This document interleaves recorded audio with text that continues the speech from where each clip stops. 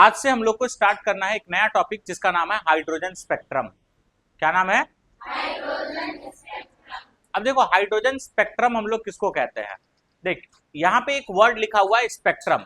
Spectrum का मतलब होता है बैंड ऑफ लाइट। स्पेक्ट्रम का मतलब क्या होता है? Band of light. अब देखो हाइड्रोजन स्पेक्ट्रम होता क्या है, बात को समझो। इसको समझने के लिए क्या लिखा हुआ है उसको छोड़ दो, पहले हम तुम लोग को ये सारा बात समझाते हैं। हम लोग क्या करते हैं, इस तरह से एक डिस्चार्ज ट्यूब लेते हैं। इस तरह से क्या लेंगे? Discharge tube. ठीक है।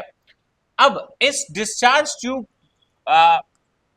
ट्यूब में हम लोग दो प्लेट इंसर्ट कर देंगे।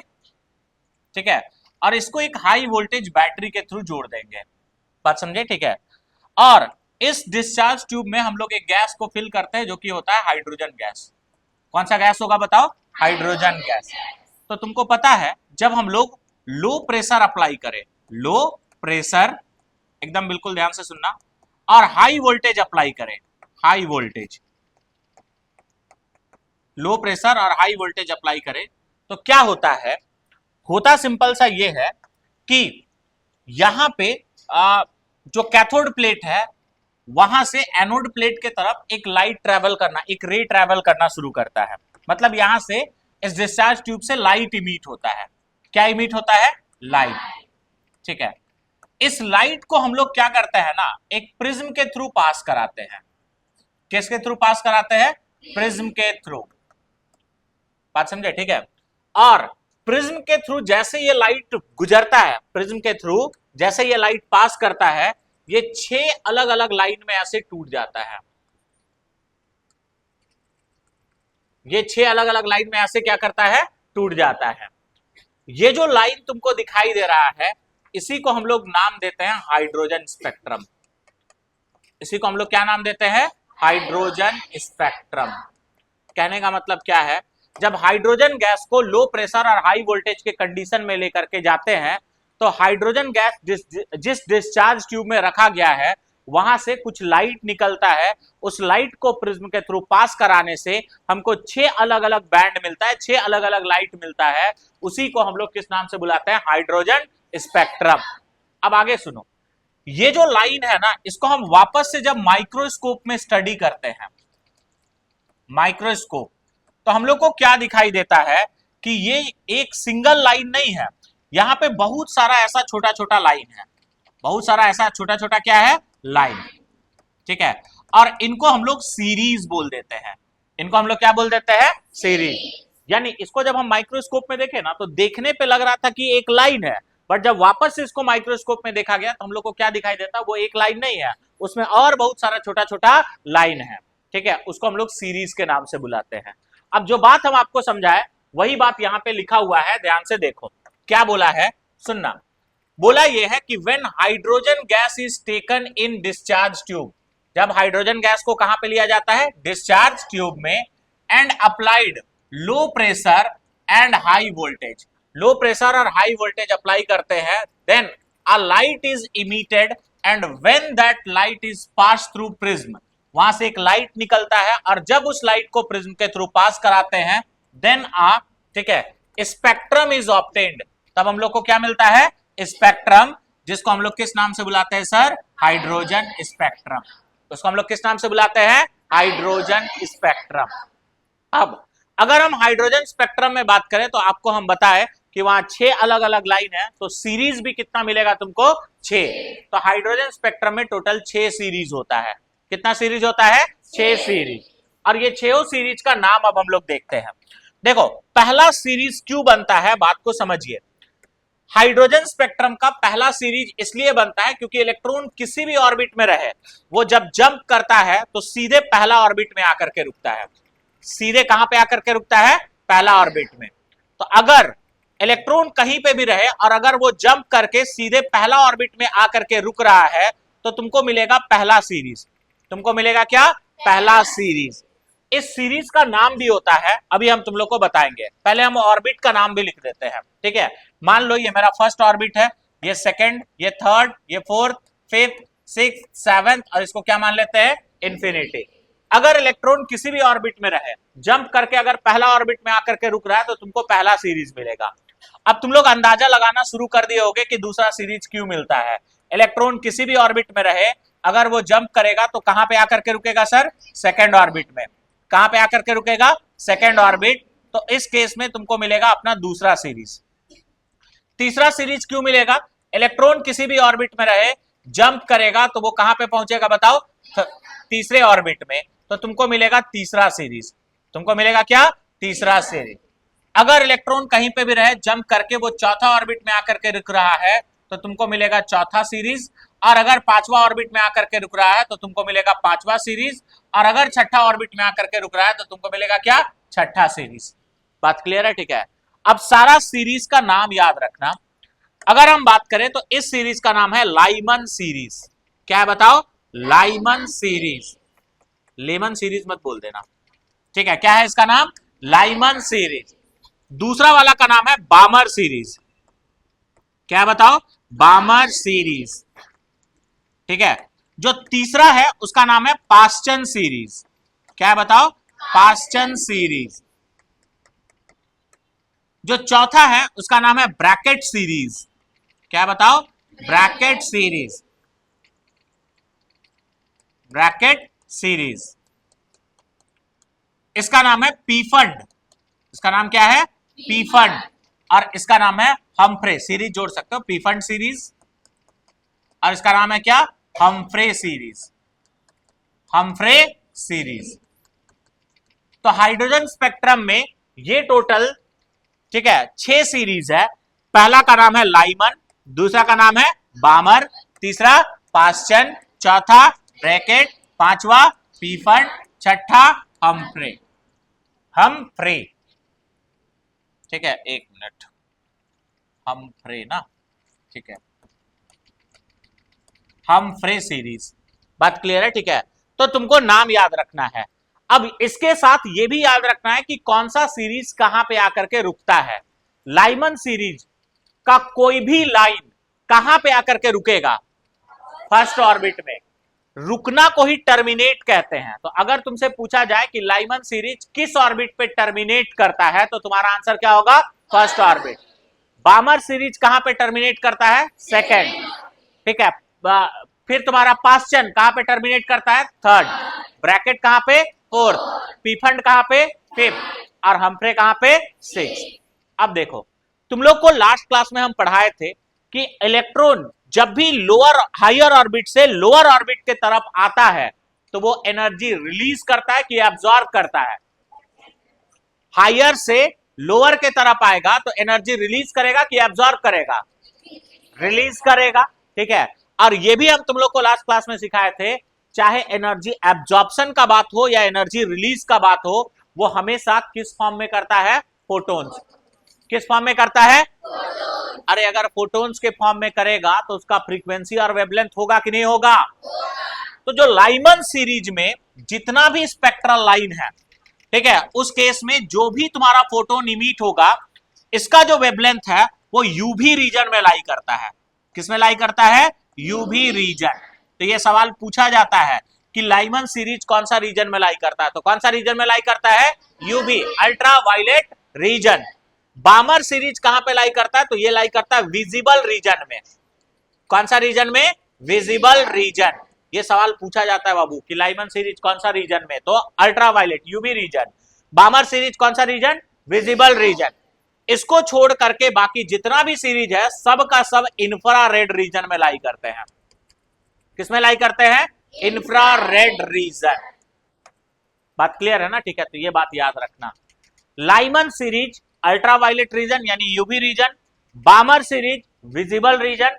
इसको छोड़ करके बाकी जितना भी सीरीज है वो किसमें लाई करता है? Infrared reason. ये सवाल पूछा गया है प्रीवियस ईयर में, इसलिए आप लोग इसको ध्यान से सुनना, समझना और याद रखना, क्योंकि ये सवाल अब भी पूछा जा सकता है। बात क्लियर है? ठीक है। तो ये अच्छे से याद हो गया ना कि कौन सा सीरीज कहां पे आकर के टर्मिनेट होता है और कौन सा सीरीज कहां पे कौन सा सीरीज किस रीजन में लाई करता है। ये 2 पॉइंट में किसी बच्चे को कोई दिक्कत है क्या? नहीं ना?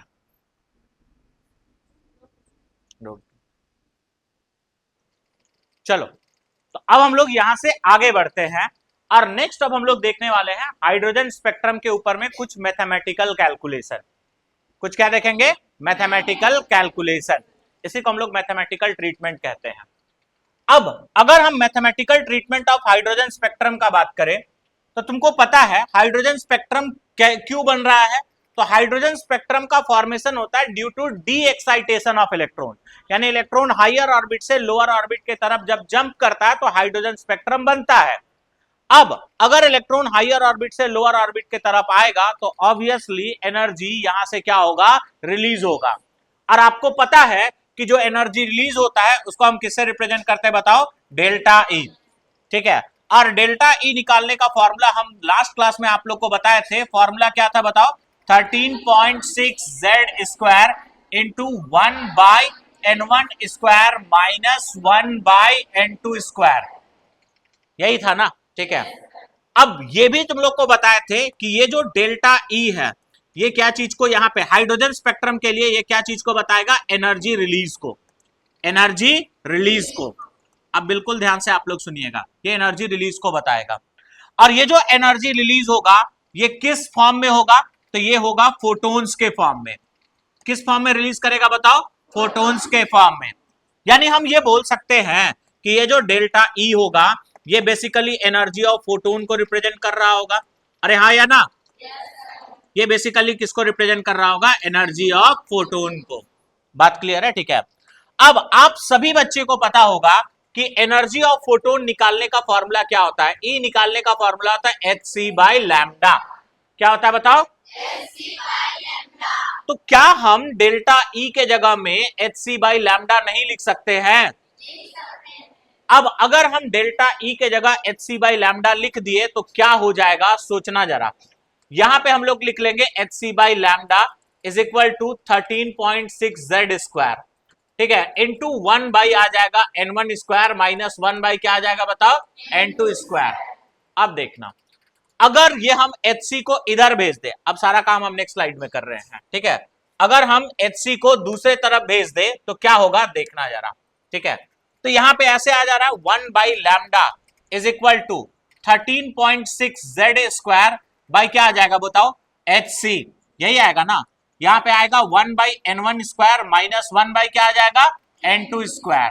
अब बिल्कुल ध्यान से सुनो, इस इक्वेशन से डायरेक्ट सवाल पूछा जाता है इसलिए ध्यान देना। अब इसके ऊपर में हम थोड़ा सा यहां पे बात करने वाले हैं। अगर हम इसको देखें तो 13.6 z square divided by hc, divided by क्या होगा? hc। अब देखना 13.6 तो तुम्हारा कांस्टेंट ही है, h प्लैंक्स कांस्टेंट को रिप्रेजेंट कर रहा है, c स्पीड ऑफ लाइट को रिप्रेजेंट कर रहा है, तो ये तीनों तो कांस्टेंट है कि नहीं है? अगर हम इसको सॉल्व करें यानी 13.6 बाई hc को अगर सॉल्व किया जाए तो इसका वैल्यू लगभग ये आता है 1.097 इंटू 10 का पावर 7 ये आता है। बट आप इसको अप्रॉक्स क्या मान सकते हो? देखो ये 9 है तो एक बढ़ा देंगे तो ये ऐसे हो सकता है कि नहीं? 1.1 इंटू 10 का पावर क्या होगा? 7, और इसका यूनिट होता है मीटर इनवर्स। क्या होता है बताओ? Metre inverse. ठीक है, तो 13.6 बाई hc के जगह में तुम ये वैल्यू को यूज कर सकते हो। और 13.6 चूंकि कांस्टेंट है तो इसको एक नाम से बुलाते हैं, इसको बोलते हैं रेडबर्ग्स कांस्टेंट। क्या बोलते हैं?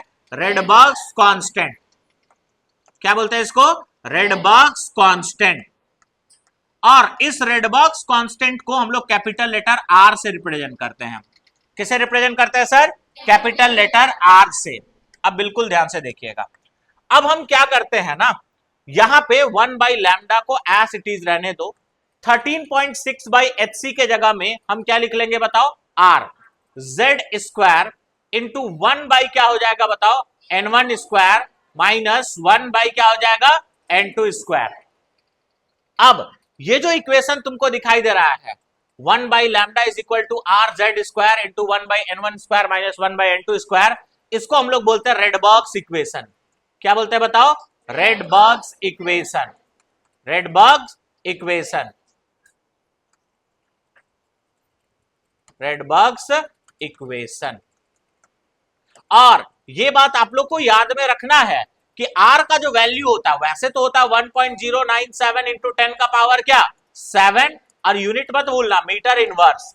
बट इसको कैलकुलेशन आसान बनाने के लिए हम लोग क्या मान करके चलते हैं, 1.1 इंटू 10⁻7 मीटर इनवर्स। बात समझ आया ना? ठीक है, ठीक है। अगर आप लोग को याद होगा तो जब हम आप लोग को वेव नेचर ऑफ लाइट पढ़ा रहे थे उस समय आप लोग को एक टर्म सिखाए थे, वेव नंबर, याद है? वेव नंबर में हम आप लोग को बताए थे ये रेसिप्रोकल ऑफ वेवलेंथ होता है, और वेव नंबर को हम लोग म्यू बार से रिप्रेजेंट करते हैं। किसे रिप्रेजेंट करते हैं? Mu bar. और ये किसके इक्वल होता है? तो ये इक्वल होता है 1/λ, 1/λ। यानी 1/λ की जगह म्यू बार लिख सकते हैं कि नहीं लिख सकते हैं? ये जो इक्वेशन दिख रहा है तुमको, इसको तुम ऐसे भी लिख सकते हो, mu bar is equal to क्या लिख सकते हैं बताओ, आर जेड स्क्वायर इंटू 1 क्या होगा, n1 स्क्वायर माइनस 1 क्या होगा, n2 स्क्वायर। ठीक है, इस तरह से भी इसको लिखा जा सकता है। और ये म्यू बार जो है वो यहाँ पे क्या चीज को बता रहा है, वेव नंबर। क्या चीज को बता रहा है, वेव नंबर। ये बात को ध्यान में रखना। बात क्लियर है? ठीक है।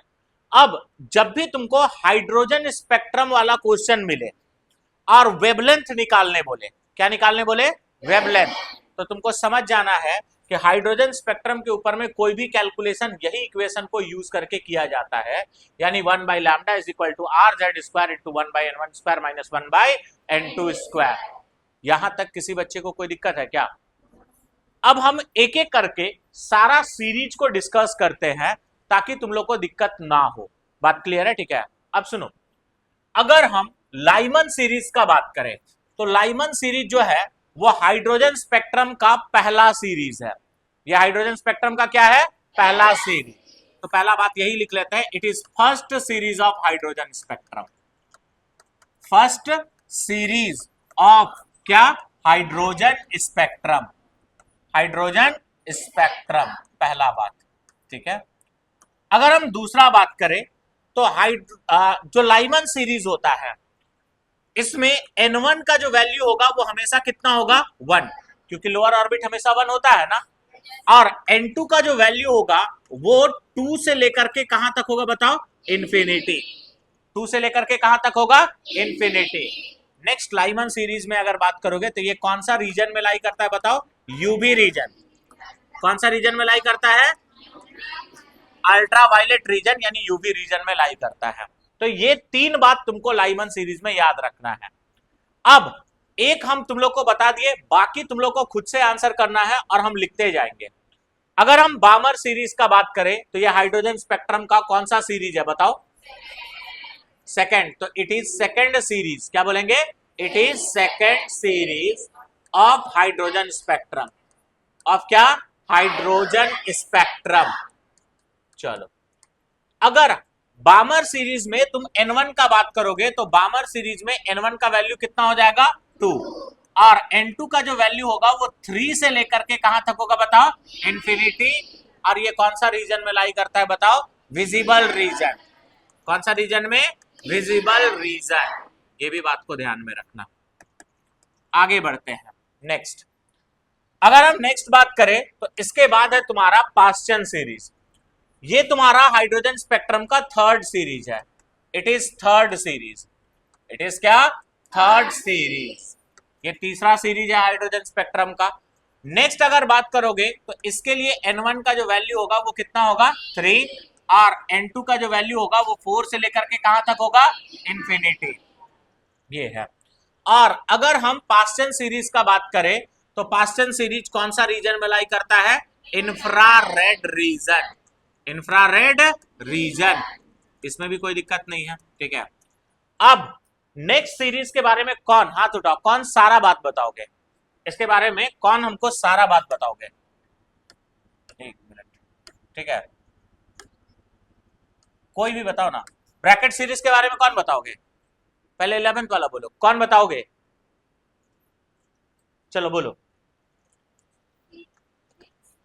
ठीक है, ये कौन सा सीरीज हो जाएगा, पक्का, ये 4th है ना, 4th series of hydrogen spectrum होगा, पहला बात। चलो कोई बात नहीं।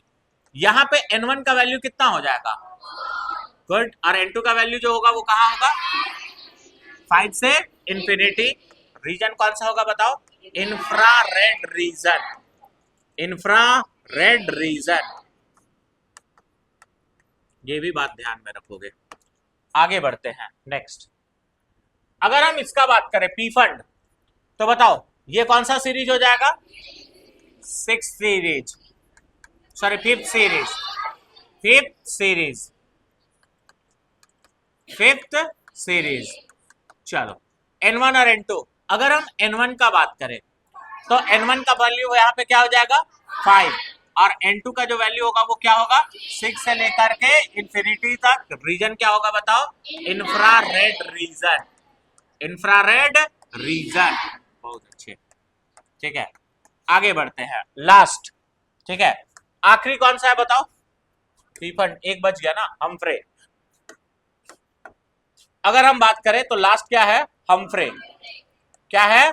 हमफ्रे।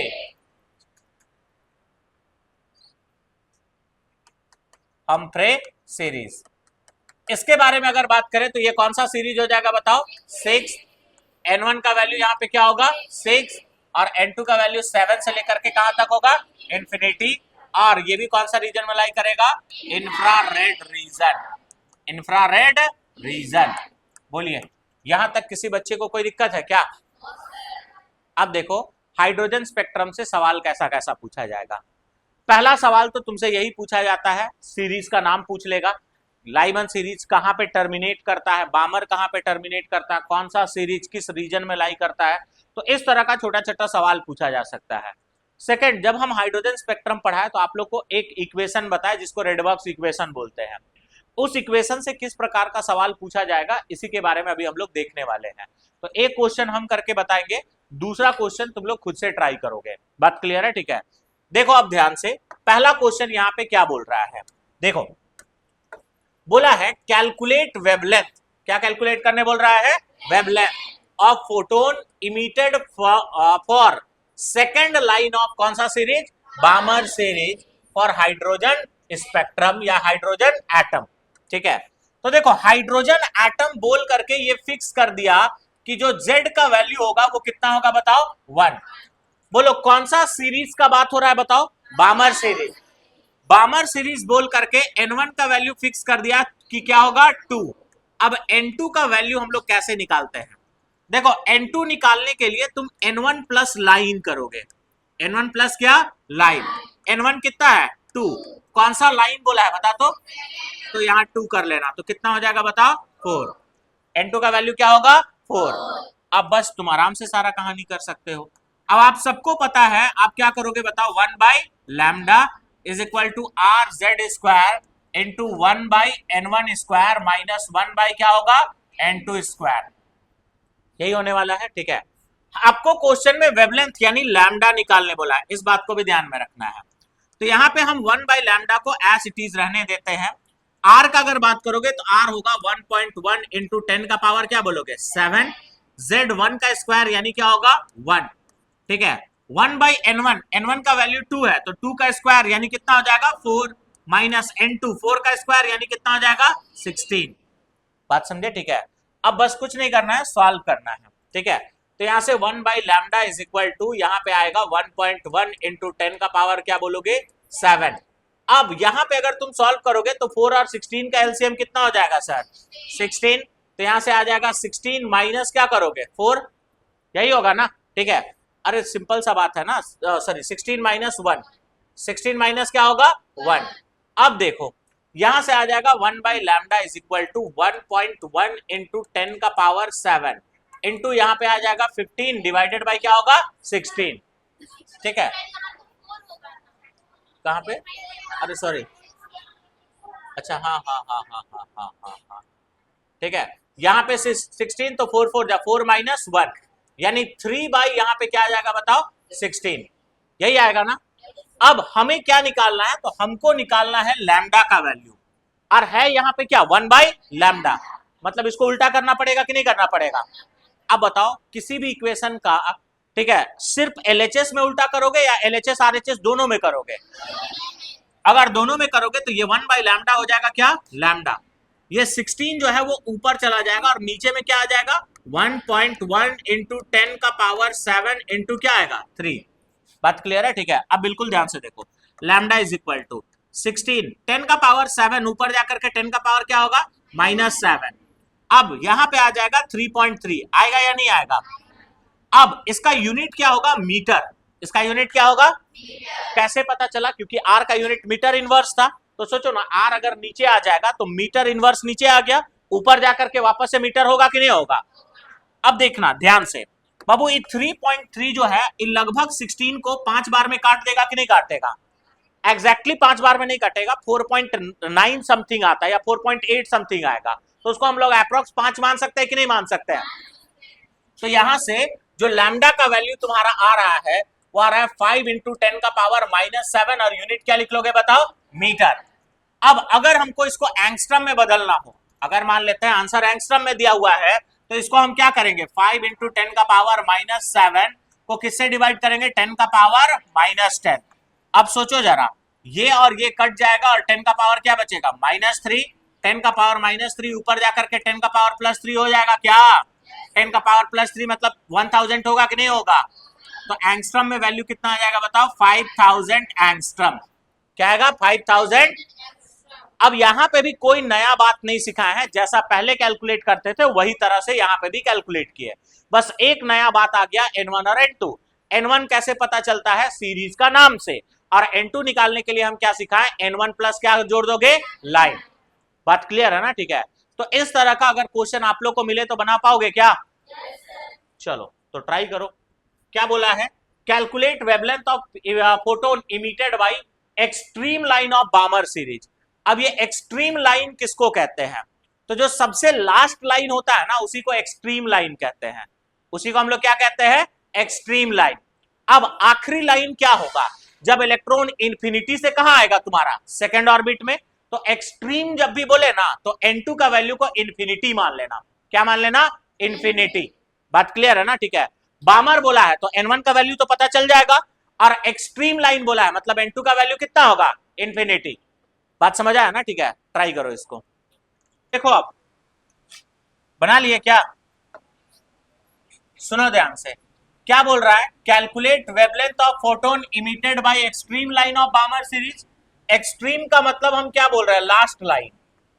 कौन सा लाइन? Last line. अब देखो, बामर सीरीज बोल रहा है मतलब N1 का वैल्यू जाहिर सा बात है कितना होगा? 2, और एक्सट्रीम यानी लास्ट लाइन मतलब N2 का वैल्यू क्या हो जाएगा? इंफिनिटी। यही होगा ना जी? ठीक है, अब अगर हम N2 का वैल्यू इंफिनिटी मान लेते हैं, ठीक, और एटम का बात नहीं बोल रहा है, मतलब ऑब्वियसली ये हाइड्रोजन स्पेक्ट्रम है, तो Z का वैल्यू कितना हो जाएगा? 1। अब इक्वेशन यूज करो तो 1 by lambda is equal to क्या यूज करोगे? RZ square into 1 by N1 square minus 1 by N2 square नहीं होगा? अब R का वैल्यू हम रख लेंगे 1.1 इंटू 10 का पावर क्या? 7। अगर हम Z का बात करें तो Z अभी भी 1 का स्क्वायर क्या होगा? 1। N1 स्क्वायर 2 का स्क्वायर क्या होगा? 4। 1 by infinity square, infinity square मतलब इंफिनिटी होगा, 1 बाई इंफिनिटी क्या होगा? 0। ठीक है, तो यानी यहाँ पे 1 by lambda is equal to ऐसे आ रहा है 1.1 इंटू 10 का पावर 7 इंटू 1 बाई 4। यही आएगा कि नहीं आएगा? बस अब कुछ नहीं करना यार, देखो अब। ठीक है, तो यहां से आ जाएगा 1 by lambda is equal to, ठीक है। अब अगर तुम इसको रेसिप्रोकल करोगे, क्योंकि लैम्डा निकालना है, तो लैम्डा निकालने के लिए रेसिप्रोकल, तो 4 कहां चला जाएगा? ऊपर। यहाँ पे आ जाएगा 1.1 इंटू 10 का पावर क्या आएगा? 7। यही आएगा ना? ठीक है, अब तुम सोचो 1.1 अप्रोक्स 1 ही होगा कि नहीं होगा? अब ये 10 का पावर 7 ऊपर जाकर के 10 का पावर -7 नहीं हो जाएगा? और यूनिट क्या लिख लोगे बताओ? मीटर। एंगस्ट्रम में अगर बात करोगे तो 4 इंटू 10 का पावर -7 को तुम किससे डिवाइड करोगे? 10 का पावर -10, तो ये कटेगा 10 का पावर -3 नहीं होगा? 10 का पावर -3 ऊपर जाकर के 10 का पावर +3 होगा कि नहीं होगा? तो 4 इंटू 10 का पावर 3 दैट इज कितना आ जाएगा बताओ? 4000। और यूनिट क्या लिख लोगे बोलो? एंगस्ट्रम। बस कहानी खत्म।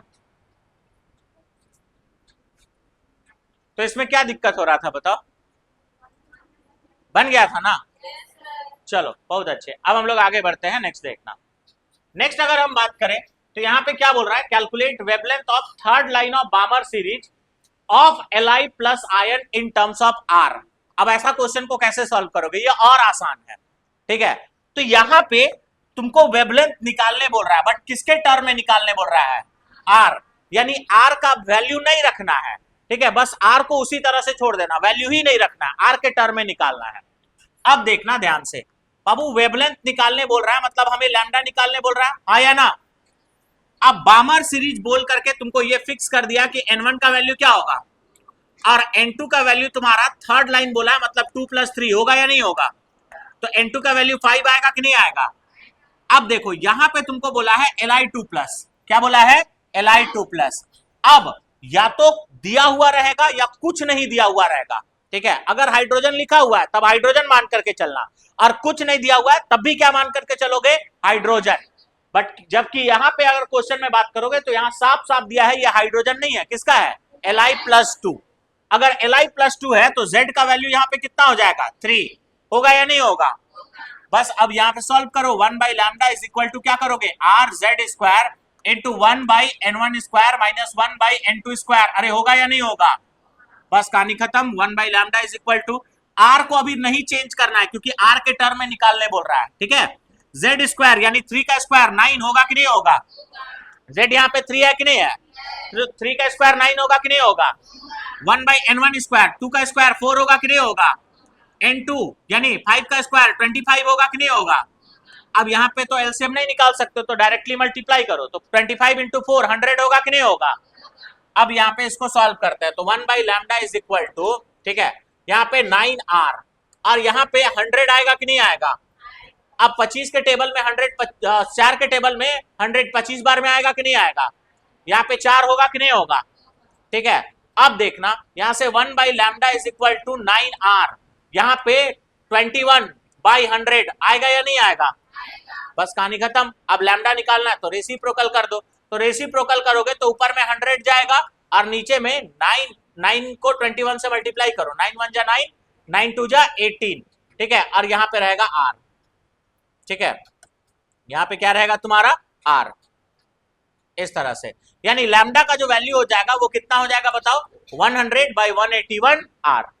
तो R के टर्म में अगर तुमको निकालने बोला है तो तुम कैसे करोगे, R का वैल्यू नहीं रखना है, उस केस में R को तुम सॉल्व भी नहीं करोगे, उसको एज इट इज रहने दोगे और इस तरह से आंसर निकालोगे। बोलो किसी को कोई दिक्कत है इसमें, ठीक है। क्या चीज, यहाँ पे भी R के टर्म में निकालने बोला, अच्छा यहाँ पे भी अगर R के टर्म में निकालने बोला है, चलो कोई बात नहीं, ठीक है। तो यहाँ पे हम लोग क्या करेंगे, इसको R ही रहने देते हैं, ठीक है। तो यहाँ से क्या आ जाएगा, 1/λ is equal to R by क्या हो जाएगा 4, तो lambda is equal to 4 by क्या आ जाएगा R, ये तुम्हारा R के टर्म में आंसर हो जाएगा। चलो यहां तक किसी को कोई दिक्कत उक्कत नहीं ना है। चलो अब देखो तुम लोग ना ये सब क्वेश्चन को होमवर्क के तौर पे बना लेना, ठीक है।